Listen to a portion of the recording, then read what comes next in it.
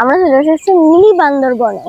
Mini Bandarban, এটা বান্দরবন না, কিন্তু এটা মিনি বান্দরবন, কক্সবাজারে। আমরা যাওয়ার সময় দেখছিলাম রাস্তার দুপাশে পাহাড় আর ঘন জঙ্গল, গাছপালা রয়েছে প্রচুর।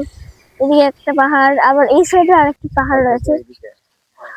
এই সাইডে উঠতে হবে, যেখানে সময় পড়ে যাওয়ার মতো রিস্ক আছে। আমার সাথে ধাপার পড়ে যাবো কোন সময়।